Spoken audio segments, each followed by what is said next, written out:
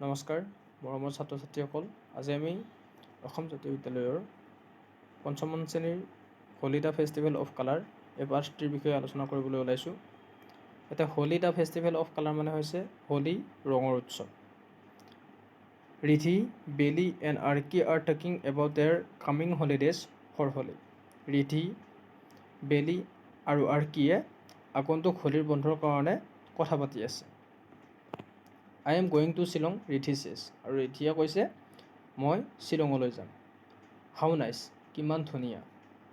But I will stay here at home, কিন্তু মই মোৰ ঘৰতে থাকিম। I like the Holi festival very much, মই এই হোলী উৎসৱটি বহুত বেছি ভাল পাওঁ। I like to enjoy this festival of colour with my friends, মই এই ৰঙৰ উৎসৱটি মোৰ বন্ধুৰ সৈতে উদযাপন কৰি ভাল পাওঁ। In our neighbourhood we celebrate Holi together, আৰু আমাৰ ওচৰ চুবুৰীয়া যিখিনি আছে তেওঁলোকৰ সৈতে আমি একেলগে হোলী উদযাপন কৰোঁ। ইটছ ৰিয়েলি গ্ৰেট ফান, আৰু এইটো বৰ আনন্দৰ কথা। Arki tales about her plan, আৰু আৰ্কিয়ে তাইৰ পৰিকল্পনাৰ বিষয়ে কৈছে। টেলছ মানে কোৱা, প্লেন মানে পৰিকল্পনা। হোৱাট এবাউট ইউ বেলি, তুমি কি ভাবি আছা বেলি? ৰিধিয়ে সুধিছে। বেলি ফেচ ব্ৰাইটেনছ আপ, আৰু বেলিৰ মুখখন উজ্বলি উঠিছে। ইউ ন', তুমি জানা, Holi is my favourite festival, তুমি জানানে হোলী মোৰ প্ৰিয় উৎসৱ। Every year we go' to Barpeta to celebrate Holi, আৰু প্ৰতি বছৰে আমি হোলী উদযাপন কৰিবৰ কাৰণে বৰপেটালৈ যাওঁ। বৰপেটা, বাট হয়, কিন্তু কিয়? Do you go' to Barpeta only, তুমি কেৱল মাত্ৰ বৰপেটাতহে যোৱা যে, কিয়? Holi is celebrated everywhere in India is not it, Holi যে ভাৰতবৰ্ষৰ সকলোতে উদযাপন কৰা হয় এইটো তুমি নাজানা নেকি? আৰ্কি ইজ কিউৰিয়াছ টু ন', আৰু আৰ্কিয়ে এইটো কথা জানিবলৈ বহুত কৌতূহলী হৈ পৰিছিল। কি হয় এনেকুৱা লাগিছিল তাইৰ মনটো।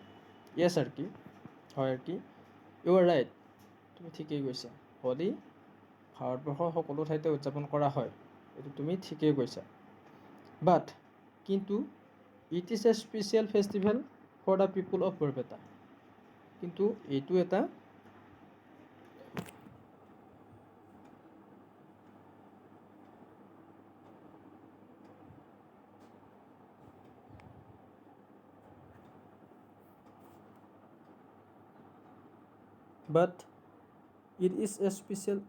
Festival for the people of Barpeta, কিন্তু বৰপেটা জনগণৰ কাৰণে এইটো এটা বিশেষ উৎসৱ।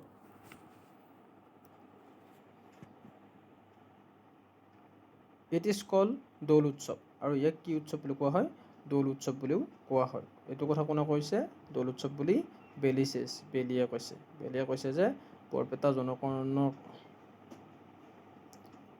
কৈছে যে বৰপেটা জনগণৰ কাৰণে এইটো এটা বিশেষ উৎসৱ, আৰু এই উৎসৱটোক দৌল উৎসৱ বুলিও কোৱা হয়। Ridhi, who is listening to their conversations, আৰু ৰিধিয়ে সিহঁতৰ আলোচনাখিনি শুনি আছিল। ইজ ইগাৰ টু ন' মোৰ এবাউট দ্য ফেষ্টিভেল, আৰু তাই এই উৎসৱটোৰ বিষয়ে জানিবলৈ আৰু বেছি আগ্ৰহী হৈ উঠিছিল। প্লিজ টেল মি এবাউট দৌল উৎসৱ, তেতিয়া তাই কৈছিল যে অনুগ্ৰহ কৰি আৰু অলপ দৌল উৎসৱৰ বিষয়ে মোক কোৱাচোন। বেলি, প্লিজ টেল মি এবাউট দৌল উৎসৱ বেলি। তাৰপিছত বেলেগ কৈছিল বোলে বেলি, তুমি এই দৌল উৎসৱটোৰ বিষয়ে অনুগ্ৰহ কৰি মোক আৰু অলপ কোৱাচোন। কোনে কৈছিল এইখিনি কথা? ৰিধিয়ে কৈছিল। বেলি টাৰ্ণছ টু ৰিধি এণ্ড চেজ জয়ফুলি, আৰু বেলি আৰ্কিৰ লগত কথা পাতি আছিল নহয়, গতিকে বেলিয়ে ৰিধিৰ ফালে মুখামুখি হৈ কথা পাতিছিল আনন্দত। কৈছিল Doul is celebrated for 3 to 5 days in Barpeta, বৰপেটাত দৌল উৎসৱটো 3 পৰা 5 দিনলৈ উদযাপন কৰা হয়। It is different from the Holi celebrated in আদাৰ পাৰ্টছ অফ ইণ্ডিয়া, ভাৰতবৰ্ষৰ বিভিন্ন ঠাইত এই উৎসৱটো পালন কৰা হয় যদিও ইয়াতে কিছু সুকীয়া হয়। ক'ত সুকীয়া হয়? বৰপেটাত।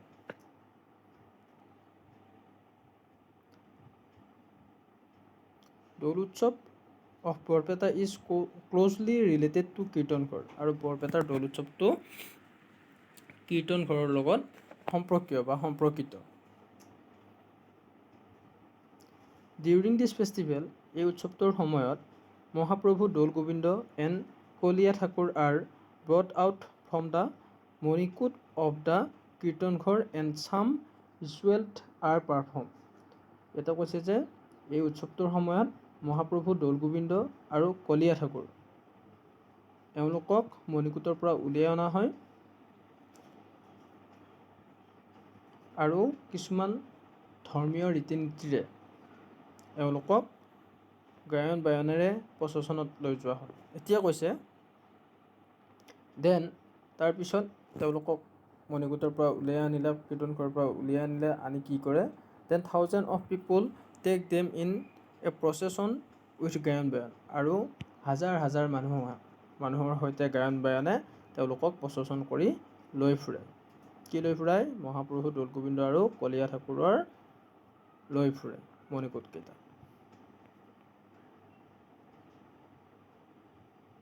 অ' ৰিয়েলি? অ' সঁচাই? Do you join the procession? তেতিয়া বেলিক কৈছে যে বেলি তুমি এই প্ৰচেশ্যনটোত অংশগ্ৰহণ কৰি পাইছানে?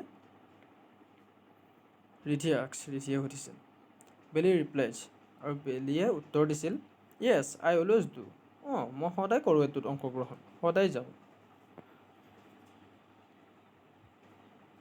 ডিউৰিং দিছ দৌল উৎসৱ the air of Barpeta is filled with Holi গীত আৰু দৌল উৎসৱৰ সময়ত গোটাই বৰপেটাৰ অঞ্চলটো হোলী গীতেৰে মুখৰিত হৈ থাকে।